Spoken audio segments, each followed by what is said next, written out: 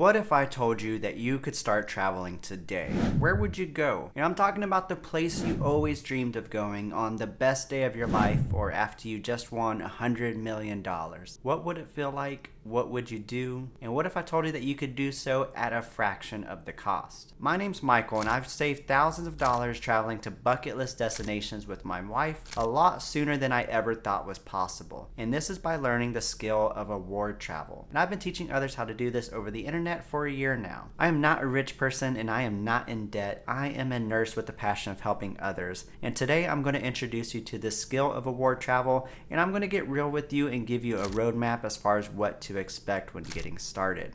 Because travel is more expensive than ever, and I think this is really going to help you out. So getting into it now. So what is award travel? I define it as the leveraging of airline, hotel, and credit card rewards programs to earn points and miles, and then redeem those points and miles for heavily discounted flights and free hotel stays. So with this definition given, let's hang on a second. So we're talking about credit cards here. And with that said, it requires a certain degree of financial discipline that's already present in you. Because there is no credit card debt allowed here. There is no carrying balances ever, never accruing interest. And so if you do have difficulty paying off credit card statements or staying on top of your credit card bills, then you need to pause and stop right here. Because we need to learn how to walk before we run. It's not to say that there's no hope for you and you can never have this opportunity to dive into this hobby. It's just that you really need to get on top of this personal finance skill, develop the basics, and then come back to this credit card rewards.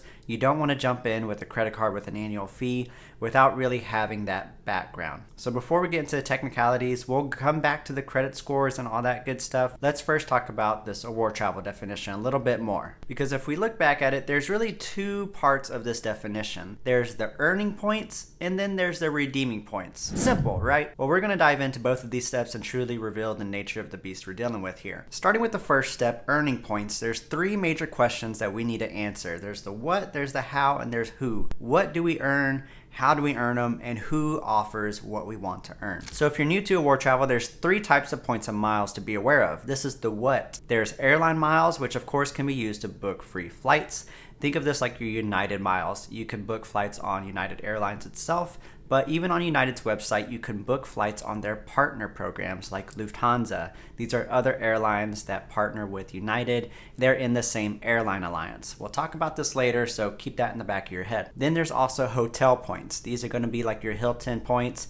You're able to accrue enough Hilton points, and then you can book a free hotel stay at whatever Hilton hotel. And then there's your credit card points. They go by a number of names. They're flexible currencies, flexible points, transferable currencies. Any combination of those terms really is the name of the category. These could be used in multiple ways. They could be cashed out just as a statement credit or cash in your bank account. And then most importantly, where they get their name from, they can also be transferred to hotel and airline partners that partner with the credit card company offering it. So examples of these is your Chase Ultimate Rewards, your American Express membership rewards, your Citi Thank You points, and your Capital One miles. These could be thought of like a wild card in Uno. So your airline miles, those are good whenever you need a flight, and so that's like the color red. It's a red card.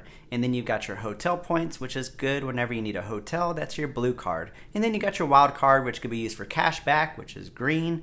And they could be used as blue for flights and red for hotels or whatever you need them for. So which ones do you think we generally like to accrue more of? It's going to be the flexible points. However, each one has their place as well. For example, let me tell you about one of my first award redemptions here. So I was able to accrue a small mass of American airline miles just over the years from various trips and the dining portal and all these different things. And then I also signed up for the Chase Sapphire Preferred, and I got about a 75,000 point bonus at that time. And so I was able to use my American Airlines miles for a one-way flight to Cancun. So I was able to transfer some points over to British Airways, and with them I was able to book my return flight from Cancun back to Austin, and then I was able to transfer the rest of those points over to Hyatt Hotels, which is a hotel partner of Chase, and Hyatt has a range of all-inclusives that you're able to book using Hyatt points in the Caribbean, and I was able to stay 3 nights with my fiance over there, and it was literally a trip of a lifetime because this resort was scrumptious. I've been to all-inclusives in Cancun, but this was next level. It was like 3 times the price that I would normally pay. The minimum price, like on its off season, is like $500 per night, and we stayed there 3 nights, $1,500 worth, not including flights. And that's the power of points and miles. This really changed our outlook as far as what was possible in terms of our travel dreams and our travel goals. Granted, this wasn't all-inclusive in our backyard in Cancun. However, just the scale of luxury that we were able to achieve just on a weekend trip on a whim with such little money out of pocket. And so this is why I want to share it with you. So let me show you how we earn these points and miles exactly. So in terms of the how, there are several flavors of how you can earn points and miles. However, just like ice cream, 80% of what you eat is going to be your favorite flavor. And so I'm assuming your favorite flavor is chocolate, mine's vanilla, don't judge me. But this first method is how we'll earn 80% of our points. And that's going to be with credit card sign-up bonuses. We call these subs for short, so you'll see the text SUB, that stands for sign-up bonus. And so here's an example of one. The Chase Sapphire Preferred, which I mentioned before, the current sign-up bonus is 60,000 points after you spend $4,000 in 3 months. And so this is the natural format of the sign-up bonus. You've got the bonus amount, which is 60,000 points. You've got the minimum spend requirement, which is $4,000.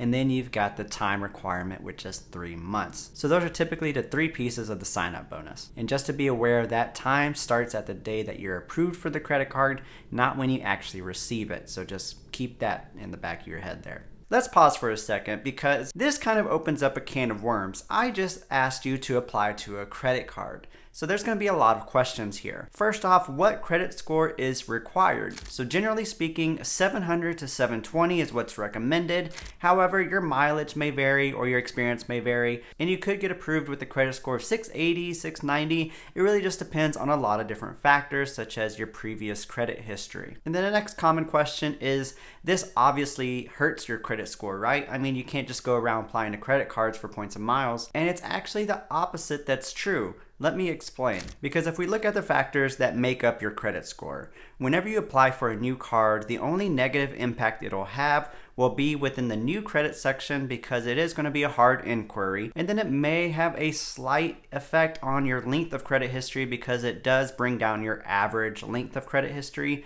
because it's an account. And both of those parts make up 10% and 15% respectively. However, when you're approved for a credit card, you'll get a line of credit, and this will positively affect your credit utilization ratio, which is what the 30% amounts owed pays attention to. For example, if you've got a $500 balance on your $1,000 credit limit, that's 50% of your credit that you're using at that time. So that will be a negative impact of your credit score because the higher percentage of the credit that you're using, the more risky the bank thinks you are. However, if you're using $500 from a $5,000 credit limit, that's only 10%. That's a lot less risk. Therefore, your credit will actually go up, and this factor accounts for 30% of your score. Having another credit card could also positively affect your 10% credit mix factor if you don't have a lot of credit cards within your credit profile already. And also, using your credit card, making on-time payments will of course be a positive effect on your payment history, which is worth 35%. As an example, here is a look of what my credit scores look like over time,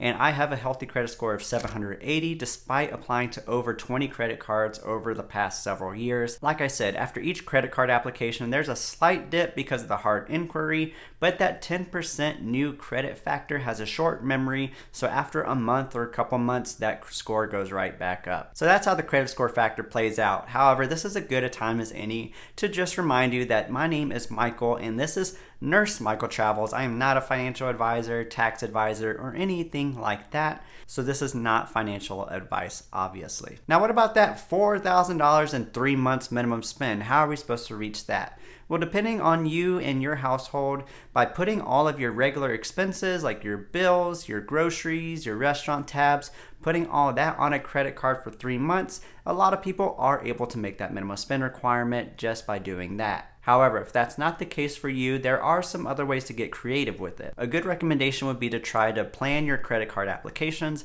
around big expenses that's coming up, such as Christmas shopping or some type of repair on a car or a home, etc. Another good tip would be to pick up a group tab where other people are going to pay you back, such as for a group trip on an Airbnb or for a dinner center. So this is a way of getting a good amount of spend without having to foot the whole bill here. And then within the same vein is by paying for someone else's large expense, like if your family member is buying a refrigerator or some appliance, and it's someone that you trust, of course, you can offer to put that on your credit card and just have them send you the money, and so that could be really helpful as well. The key here to remember is to not overspend to where you're not able to pay that balance in full and be subjected to fees and kind of wipe out any gain that you'll get from rewards that you're trying to achieve here. And now another good question that comes up, or sometimes people don't ask and they have to learn the lesson the hard way, but how often should I apply for a new credit card? Some people are really hesitant and they take their time, which is fine. Some people are really gung-ho. They get the sign-up bonus, realize how valuable it is, and they keep going over and over again.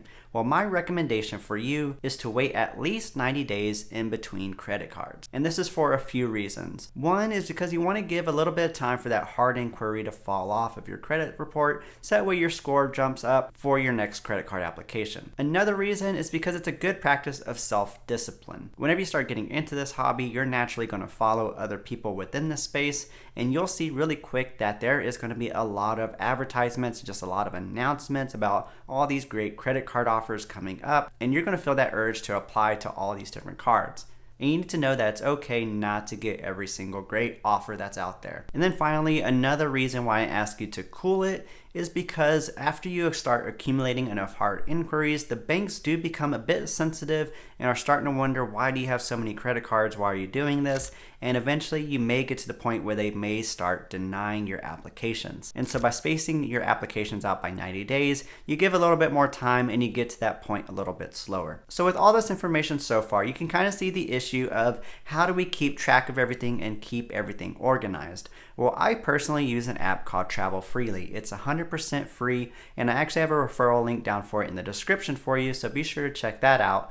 But what I love about it is that it doesn't require any of your personal financial information, so there's no real privacy issues at stake here. All you have to do is, once you're approved for a card, select it from a list, put in the date that you're approved, and it will automatically keep track of that sign-up bonus. It'll tell you when 90 days have passed since you've applied for that card, so you're ready for your next one. It even has a card genie where it will make recommendations as far as what card for you to get next with the current sign-up bonuses, and then it'll even let you know when your annual fees are coming up and when to expect to pay those. Now, I just mentioned annual fees. That isn't something that I haven't touched on yet. Well, the Chase Sapphire Preferred and a lot of these credit cards with these sign-up bonuses that we're after, they do come with annual fees. For instance, the Chase Sapphire Preferred has an annual fee of $95. But these cards also come with other perks and benefits such as TSA PreCheck, lounge access, or other partnerships with subscriptions like DoorDash, Instacart, Walmart Plus, etc. And so it is kind of up to you to try to figure out if these perks kind of make up for that annual fee,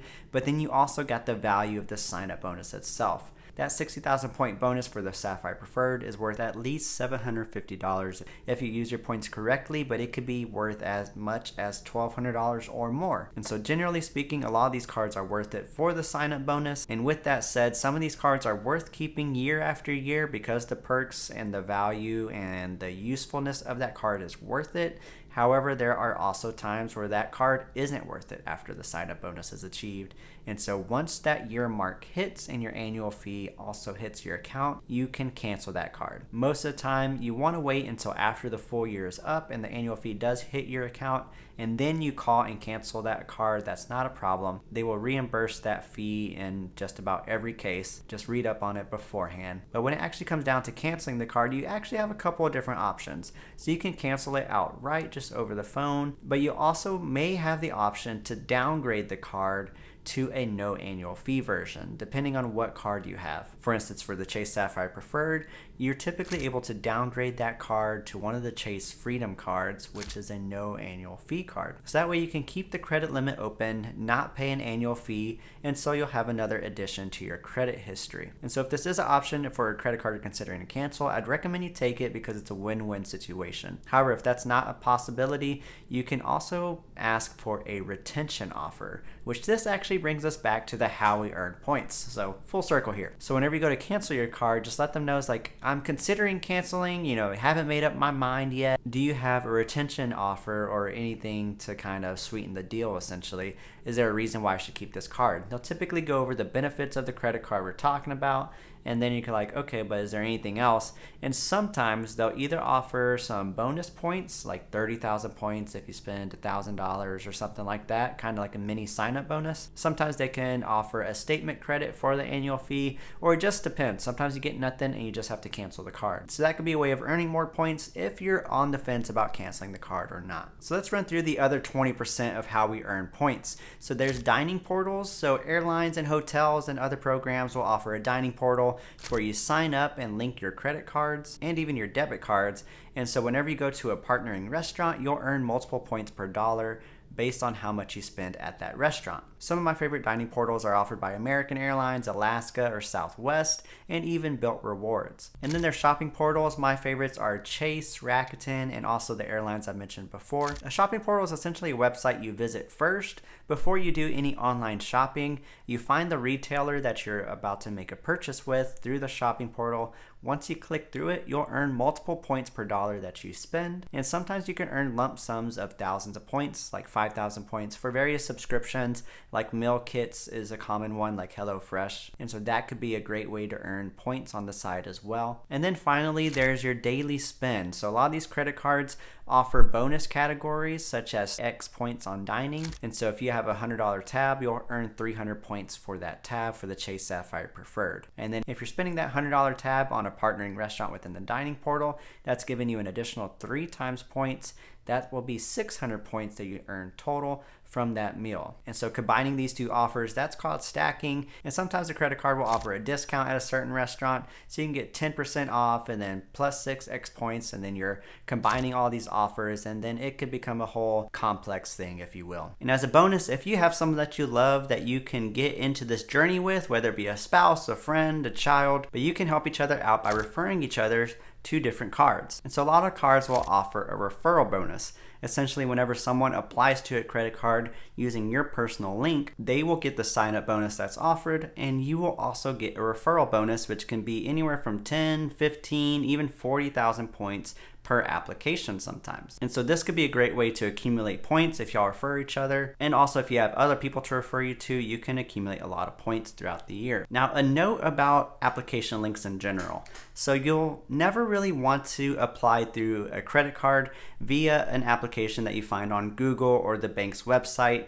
by default. I always recommend that you check out a referral link from a friend or family member, or if you don't have one, try to find your favorite creator and see if they have affiliate links. I have my affiliate links down in all my videos in the description. It's just a great way to support other people that are working in the space, trying to provide free content to you, and it costs you nothing, so it's very much appreciated whenever you do this. Now, the only caveat, if you do have an option between like a referral or an affiliate link, sometimes they may have different offers. Sometimes the referral links has a specific bonus, or sometimes the affiliate link has a promotional bonus that's a little bit higher. So be sure to compare those and make sure you're getting the best deal for you. All right, folks, now that we talked about the how, let's talk about the who. No, not that, who. Okay, now I'm a now. Okay, so what banks are we looking at that offers these flexible currencies that I said was so valuable? There's really 6 main players. There's American Express, there's Capital One, there's Citi, there's Chase, Wells Fargo, and Built Rewards. Now, Built Rewards is technically partnered with Wells Fargo as the main bank. However, Built Rewards has their own transfer partners, so it's a little bit confusing. But those are the 6 players that have credit cards that earn these flexible points that can then be redeemed for free flights and hotels. There's also a couple other banks like Barclays and Bank of America, in addition to these 6 main players that offer credit cards for flights and hotels. These are co-branded credit cards, are what those called. And just to clarify that, they're called co-branded cards because there's 2 brands associated with them. For example, the American Express Hilton credit card has 2 brands, American Express, Hilton, but it earns Hilton points, which can then be redeemed at Hilton hotels. Citi has an American Airlines card. Barclays also has an American Airlines card. So those are the big who's that we typically talk about within this space of award travel. Now, a natural question is, which of these is the best and which one should I apply to first? I'll give you a spoiler and say that Chase is going to be the best bank to start off with the beginners, and the Chase Sapphire Preferred is the best beginner card out there. And I'm going to tell you why as we dive into the redemption side of this. How do we actually use and redeem these points? And now there's a few ways to go about it. There's the cash back option, which I've mentioned. However, it's not really a good deal and not something I talk about on this channel too much because you're going to get a better value from redeeming your points for travel. You can get as high as 1 cent per point, so 100 points is $1, 1,000 points is $10 with points from Chase or Citi or Capital One, but you can get lower than that with American Express points. So that's all I'm going to say about that. And our second redemption method is just if you have airline and hotel points directly, then you would of course just use those hotel points to book on that program. For example, if you have Marriott points, you'll be able to book Marriott hotels on their website.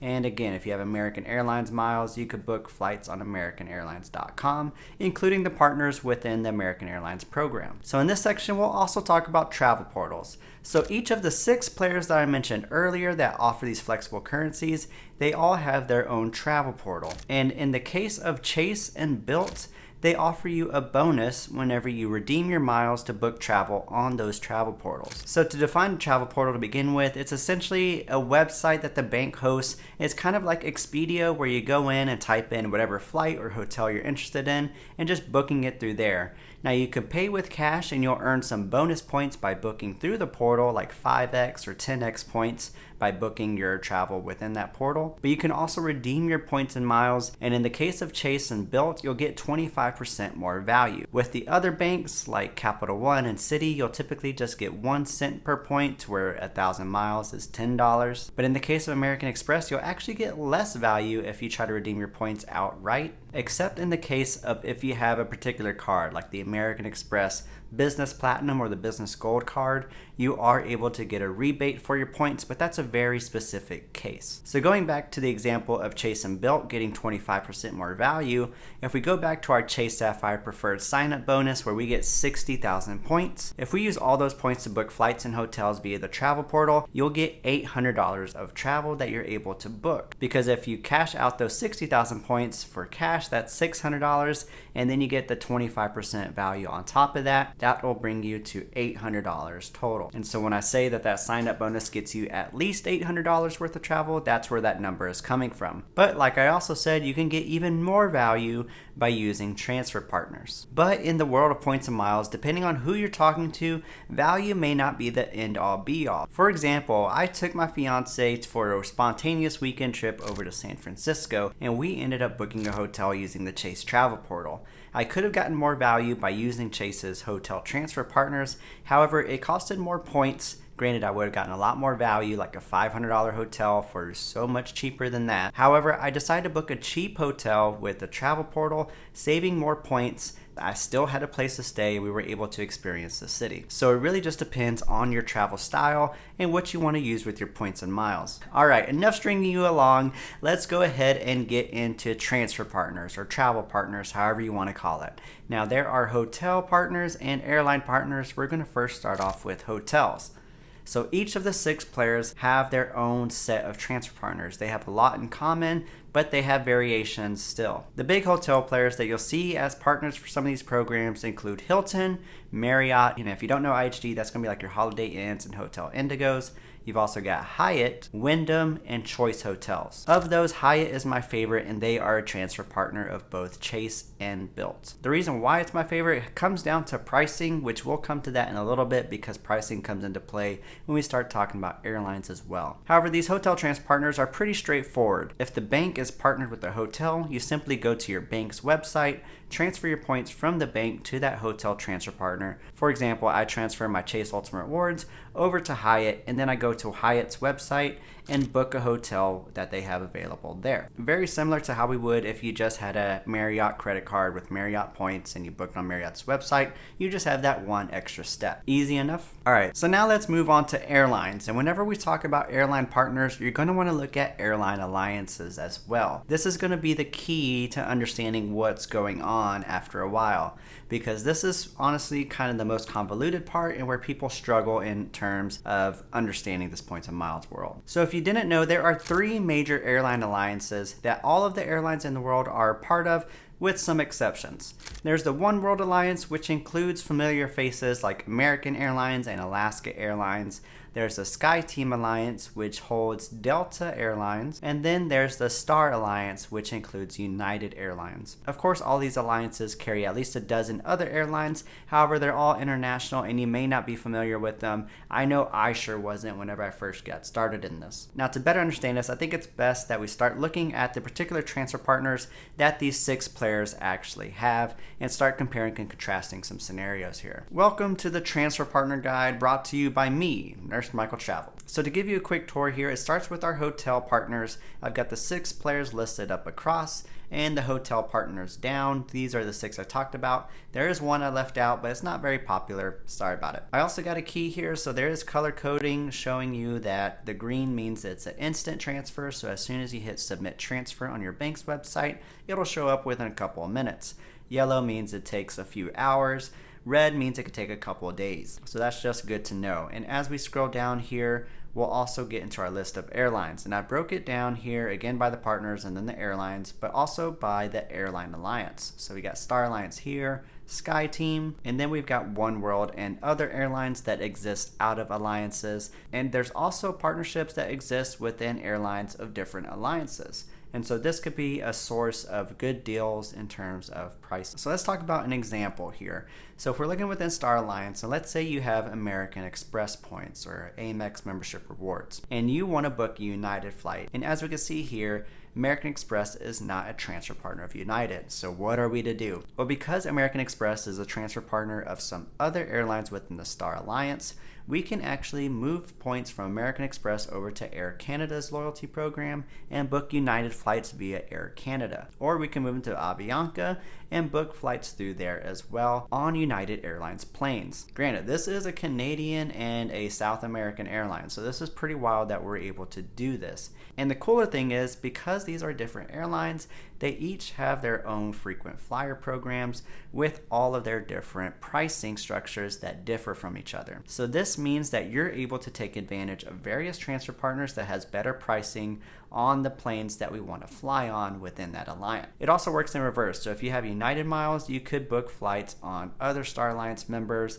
like on Turkish Airlines, on ANA, etc. Real quick, let me circle back to the pricing and give you another example. So I could book a flight on United from Los Angeles over to Japan in business class for 100,000 miles, sometimes higher, 110, 170,000 miles one way. But instead of paying that price, I could use those points, transfer them over to Air Canada, and pay just 75,000 miles instead. So to put this in perspective, let's get that Chase Sapphire Preferred. We got 60,000 points. Over time, you reach 75,000. You take those points and instead of getting $900 or so via the travel portal, transfer them over to Air Canada, book this business class flight, and instead of getting that $900, you just got $2,000 and more in value on this business class flight. So that's the beauty of transfer partners and the potential that this points and miles world holds. Now I know what you might be thinking, Michael, that's a lot of points to drop on a one-way flight. Are you crazy? And I get that. I'm there with you. I'm not one to fly super lavishly on business class flights around the world.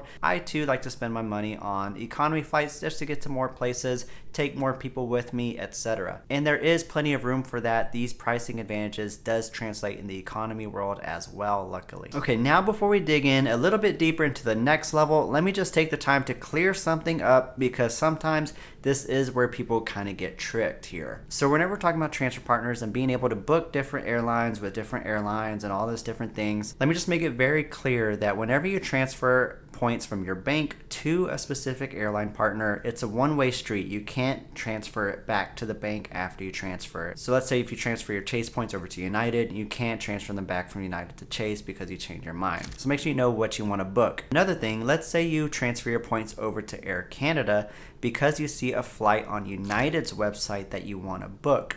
You are not able to book that flight if you do not see it on Air Canada's website. So take a moment and let that sink in. You have to see the award availability that you want to book on the website of the transfer partner that you're transferring your points to. This is important to distinguish because not all flights available on, let's say, United's website is going to be available on Air Canada's. So not every flight on Air Canada is going to be bookable that you see on United's website. Sorry I repeated myself like 5 times there, but it's very important and I'd hate for you to waste your points if you glaze over that. Now that we got that cleared up, let's get into the mechanics of everything one layer deeper, and let's talk about award availability. Because so far everything has been hunky-dory, like, oh, there's so much value to be had here, but I'm here to give you the stone cold truth. I'm gonna be real with you because you deserve it. Yes, you can get plenty of value and there's tons to go around, but you're going to run into the issue of award availability. This is the fact that not all the flights out there are able to be booked with points and miles. I kind of just mentioned this with the United example. So not every flight you see on United's website is going to be booked on a partner airline, and sometimes it's the partner airline that has the best prices. And so you can get frustrated seeing people on social media like, oh, I booked this amazing flight for 60,000 points. And you're like, how did you find that? And you go and try to replicate their steps and it's not there. And that's because business class flights, it has a lot of competition. It's less so for economy, but there's still an issue of limited number of seats at the great prices that we like. Generally speaking, some tips to find award availability is to book far out in advance. In the points and miles world, we always try to retrain our brains to try to book our vacations a year out in advance if possible, because that's when award availability is released oftentimes and where we have the highest chance of getting those award seats. And there's also sometimes the opposite is true. There's some business class award seats or first class seats that you actually see more availability if you're trying to book like last minute, 2 weeks out or 1 month out. You'll see some last minute award availability being released. And sometimes it's just sporadic and random. I'm currently in July and there was a bunch of random award seats that were released in December and January for business class flights to Japan, which is atypical, but it's also typical because sometimes it's just random like that. And now the good news is there are ways of finding this award availability easier. There's a lot of tools that are available now that weren't available in the past. So within the same realm is the issue or the complexity of pricing. Like I mentioned earlier, every frequent flyer program or hotel loyalty program has their own pricing structure. And this is good because we could take advantage of the good ones, but bad because it's confusing. And so of course we like the less complicated ones. And Hyatt, I mentioned, was one of my favorite hotel programs because it's very straightforward. They have an award chart. Whatever category the hotel is placed in, it's priced at this amount. I mean, they have on and off-peak pricing, which adjusts it a few thousand points here and there. Otherwise, it's pretty predictable what that hotel is going to cost. IHG and Marriott, however, has what's called dynamic pricing, and that's where the price can fluctuate greatly. It could be $20,000 one day, it could be $60,000 a different day. It really just depends on demand and whatever other factors they consider. And then there's programs like Hilton where they have a dynamic component where some nights are just crazy high prices, but then they also have a standard award night to where the lowest price it will be this specific number. And that also depends on demand and other factors as well. And the same goes with airlines. Your big 3 airlines, American, United, and Delta, they have pretty much a dynamic pricing structure, but then you have Air Canada that has regional pricing, and there's other systems of award charts versus a mixture of the two. And so it takes time understanding which partners has what pricing structure and where the good deals are. And so that could be a struggle or frustration for those getting into this hobby and not knowing that that was going to come up. And now if you take this concept of pricing and bring it back to our question as far as what credit card should we get, this can kind of help inform our decisions. Because if we look at a list of credit card sign-up bonuses, and if we're just looking at the numbers, you may get confused looking at the IHG sign-up bonus that gives you 140,000 points compared to the Chase Sapphire Preferred that just gives you 60,000 points. IHG just doesn't really offer the same level of value, not only because the points aren't flexible, you're limited to just IHG hotels, but also because the IHG points just aren't worth as much in general. You could take 20,000 for a low quality hotel or up to 40, 60, 80,000 points for a nice hotel, whereas you can use the Chase points to transfer over to Hyatt. You could book rooms for as low as 5,000 points, 15,000 points per night, and you can also transfer points to book flights